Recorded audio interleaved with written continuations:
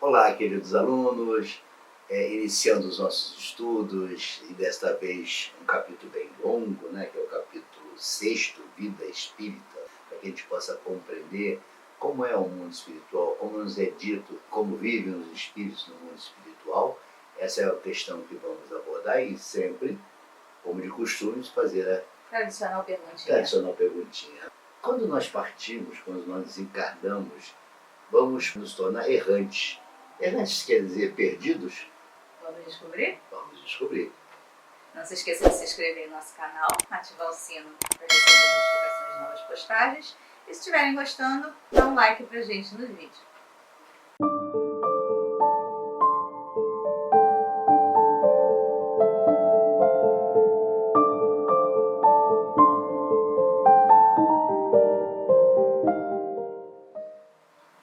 Então, iniciando esse capítulo justamente pela questão espíritos errantes, a fim de que a gente possa dissipar essas confusões que alguns ainda fazem por falta desse conhecimento, e nós vamos abordando a questão 223 em diante, no capítulo 6, onde nós vamos tratar especificamente dessas questões do mundo espírita. E ele nos fala: a alma pode até reencarnar logo depois de se haver separado do corpo, porém, de ordinário, só se faz depois de intervalos mais ou menos longos. No mundo superiores, a reencarnação é quase sempre imediata. Então aqui já começa a nos mostrar que aquela ideia de morrer, renasci rapidamente, não é uma verdade. Ele mostra que esse não é o ordinário. Ele dá aqui uma possibilidade porque ele não está falando de espíritos todos no mesmo nível evolutivo.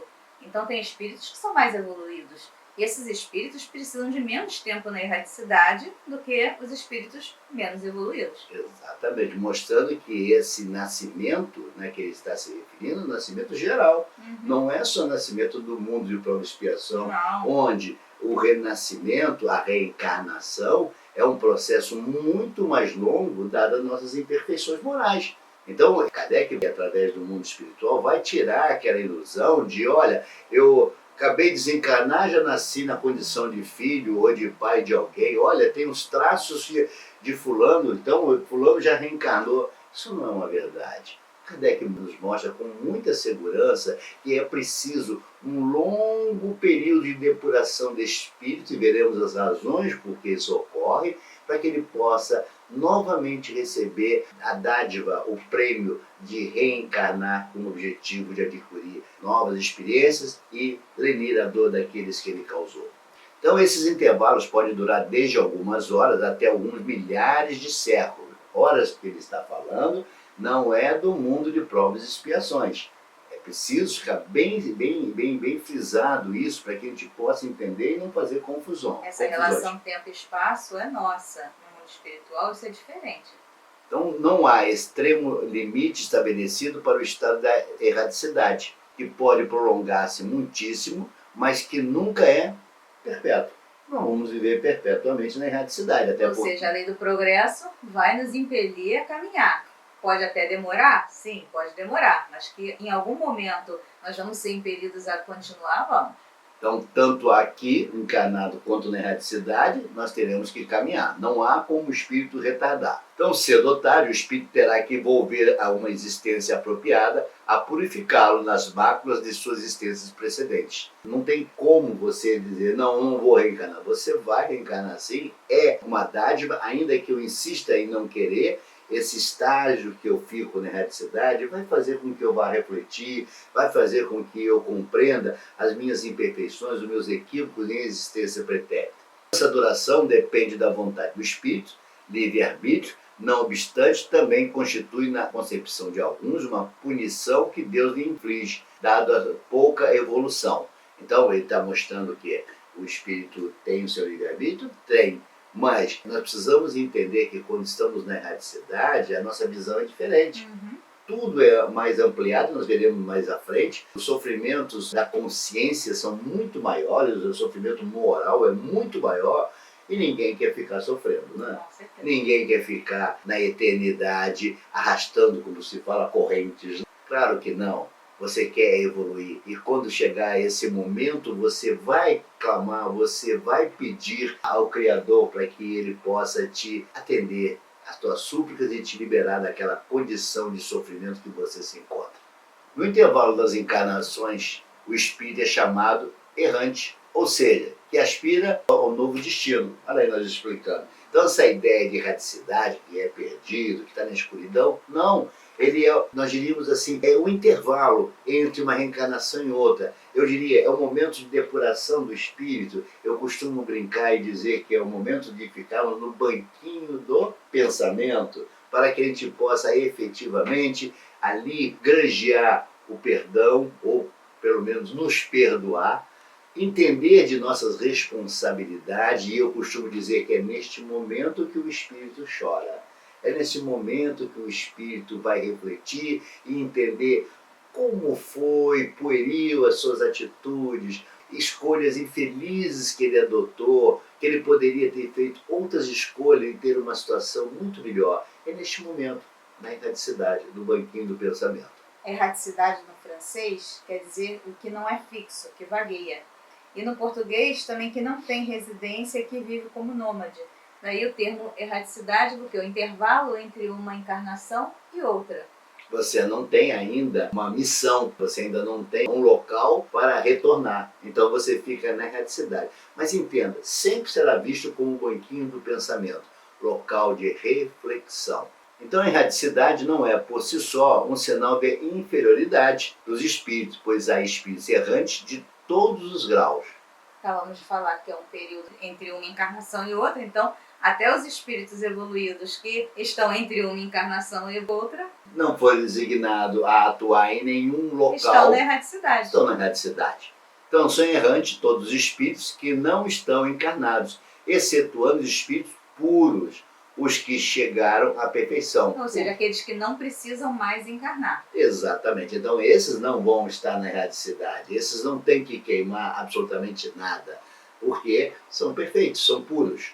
Então na erraticidade os espíritos instruem-se, estudam e procuram meios de elevar-se. Então não é só aqui que estamos encarnados que a gente tem a oportunidade de evoluir. Na erraticidade também há oportunidade de progresso. Então aquela ideia que muitos escrevem em suas lápides de descanso eterno, não é verdade.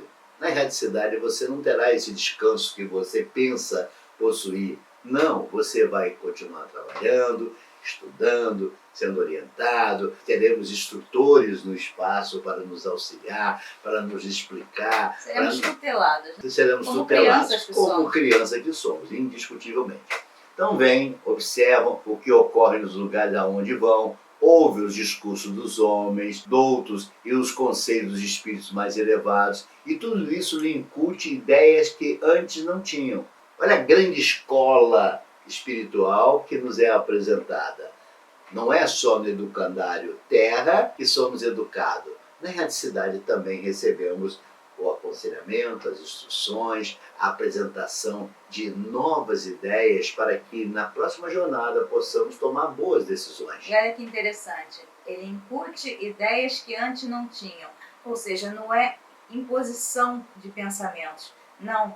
Ele coloca aquelas ideias, elas vão ficar ali fermentando e aquele espírito vai pensando sobre aquilo, analisando, vendo o seu comportamento, o que ele está fazendo, o que está certo, o que está errado, e ali ele vai promovendo o quê? A sua modificação, ou a vontade de se modificar. Em outras palavras, não fazem prosélitos, né? Não. Muito ao contrário, te despertam. Como a doutrina sugere, ela não te impõe, ela faz você pensar. Ela lança ideias para que você possa, através do processo da racionalização, refletir sobre essas questões. Exatamente o que estamos fazendo nesse momento, convidando você a pensar, a refletir. Então, na erraticidade, o espírito pode melhorar-se muito, tais seja a vontade e o desejo que tenha de consegui-lo.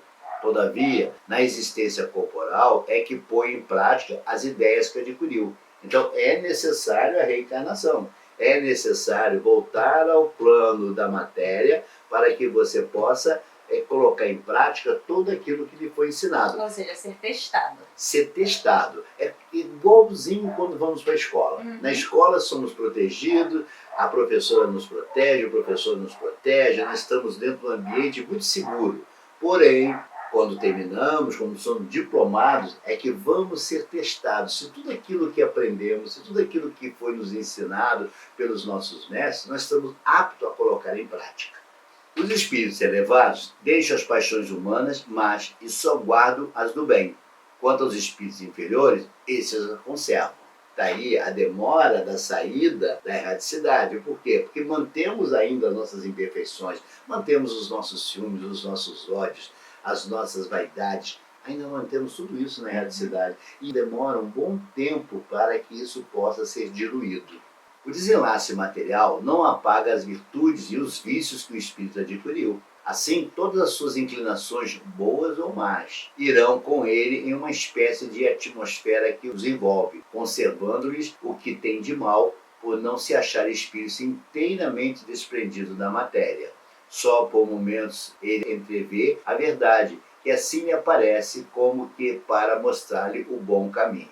Tá? Questão 228 e 229, que é abordado esse assunto que estamos falando. Então, aquela ideia, morri e virei santo, isso não é verdade.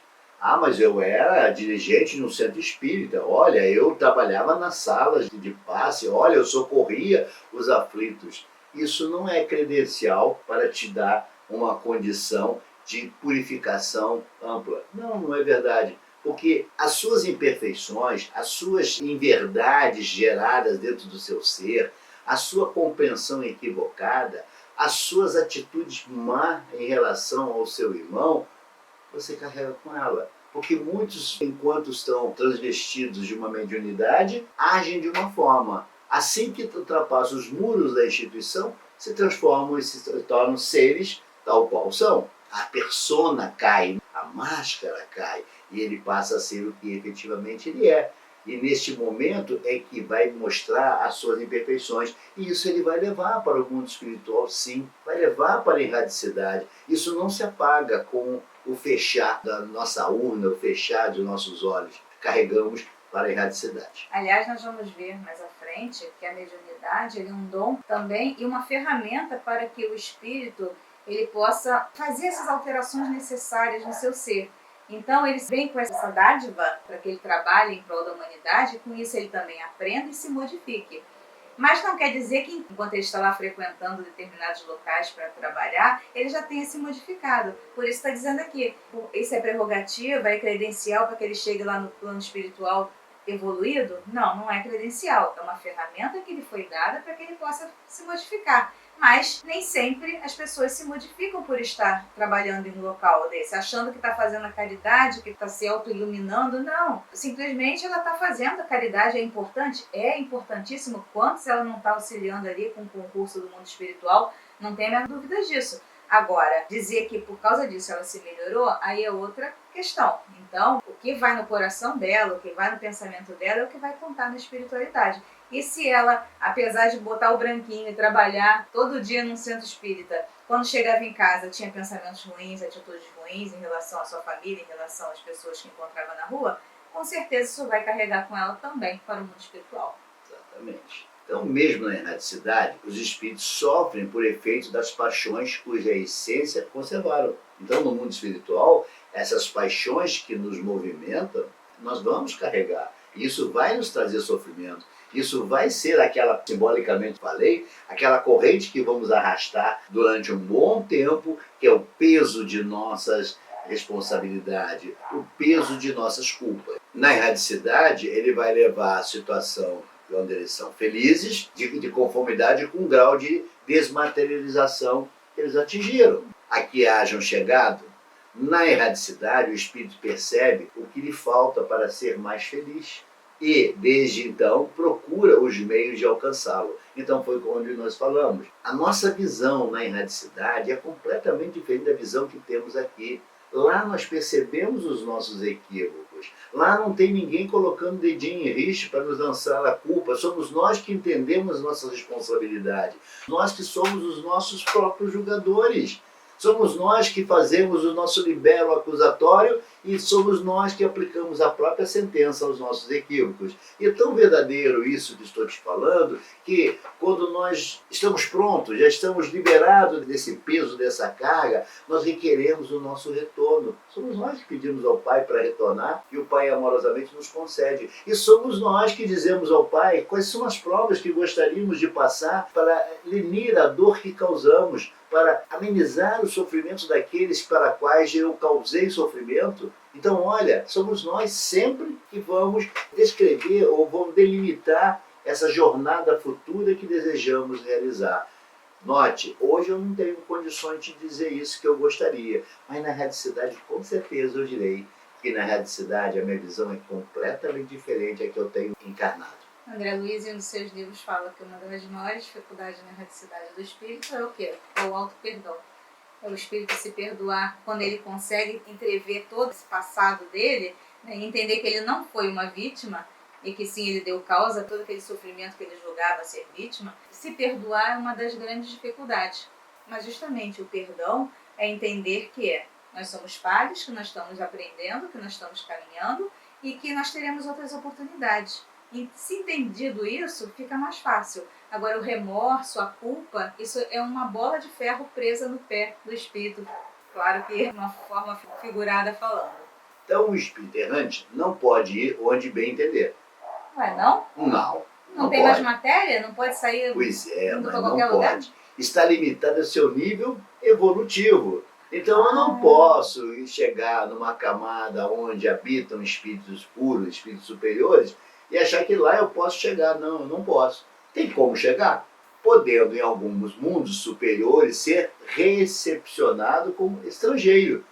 Até para quê? Para que o espírito possa vislumbrar que existe um mundo muito mais belo, muito melhor, um alvo a ser atingido. Entretanto, pode, ordinariamente, entrever os mundos mais elevados com estímulo na busca do seu aperfeiçoamento. Às vezes é aquele incentivo que está faltando. Exato. Como acontece conosco encarnados, né? Às vezes precisamos de alguém que nos dê aquela incentivo. E no mundo espiritual também não é diferente. Quantas e quantas vezes decidimos na nossa formação, ao visitar uma instituição, ao visitar uma faculdade, decidimos ali qual caminho queremos tomar, por ter conhecido, ou melhor, por ter nos mostrado aquele cenário e aquilo nos agradou, aquilo nos despertou interesse. Isso é muito comum acontecer e no mundo espiritual não é diferente. Uma meta a ser atingida, mostrando a todos os espíritos errantes que nós somos capazes de lá chegar. Todos nós chegaremos a essa perfeição.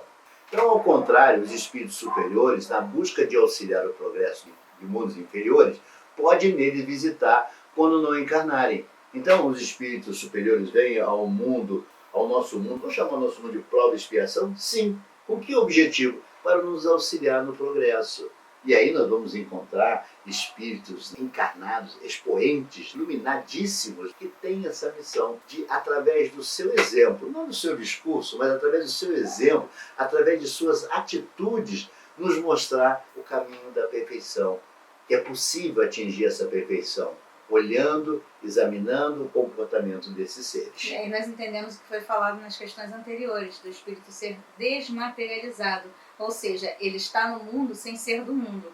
E quando ele parte desse mundo, ele também não leva tanto tempo na erraticidade para se libertar dessas influências da matéria, porque ele estava no mundo, ele não era do mundo. Exatamente. E aí nós vamos falar um pouquinho de mundos transitórios. Falamos da erraticidade, vamos falar nos mundos transitórios. E o que é isso? Lá na questão 234, 235, esse assunto nos é trazido. Então ele nos fala que existem mundos particularmente destinados aos seres errantes, transitórios, ou seja, não é a morada final, não é o trabalho para que eu serei designado para reencarnar. Então vamos entender como errante o espírito que ainda precisa reencarnar.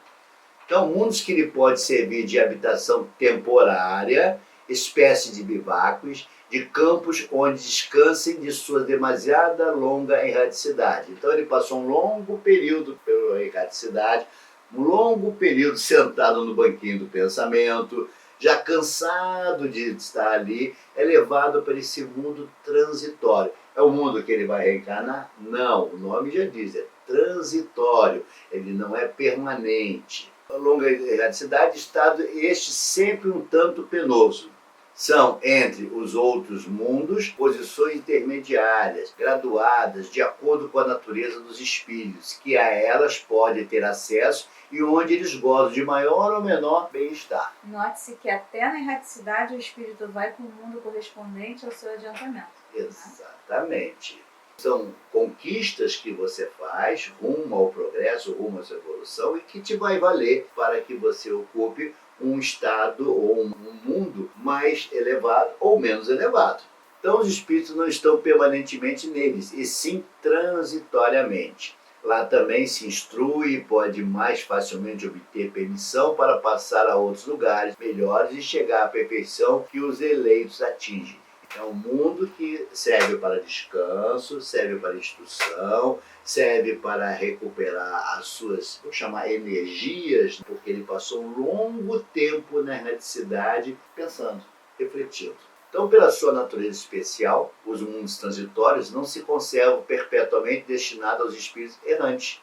Eles também estão sujeitos à lei do progresso. Olha que interessante, os mundos também estão sujeitos à lei do progresso, já vimos isso. Mas aqui reforçando essa ideia.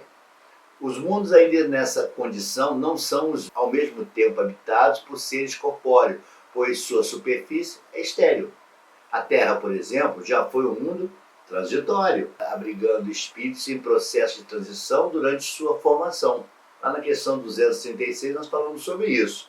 Então nada é inútil na natureza, tudo tem um fim, tudo tem uma destinação, em lugar algum ao vazio. Tudo é habitado, a vida é em toda parte. Mas que vida que nós estamos falando? A vida corpórea? Não, não só. Mas existem outras formas de vida que dispensam essa roupagem, dispensam esse invólucro que protege, ou que ampara, ou que agasalha, ou que contém o espírito. Então nós vimos que a Terra levou muito tempo para alcançar esse grau de habitabilidade. E nesse período em que ela ainda não tinha condições de habitar seres corpóreos como nós, ela servia assim de morada para espíritos errantes, ou seja, sendo um mundo de transição para esses espíritos errantes.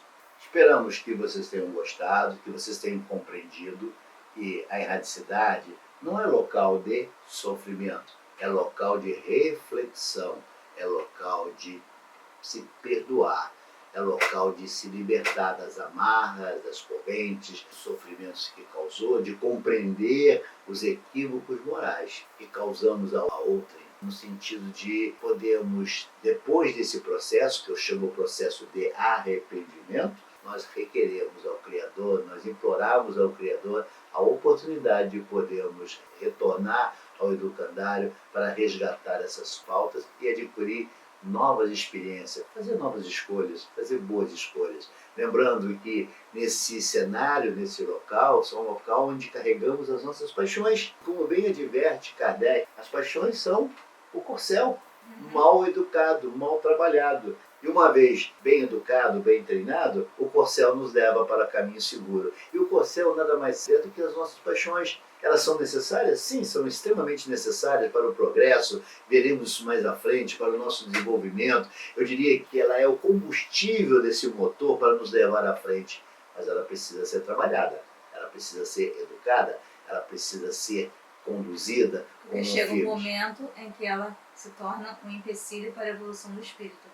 Então ela é extremamente necessária para a evolução material, mas para a evolução espiritual ela é um empecilho. Então a gente tem que saber dosar isso. Tem que saber se controlar isso.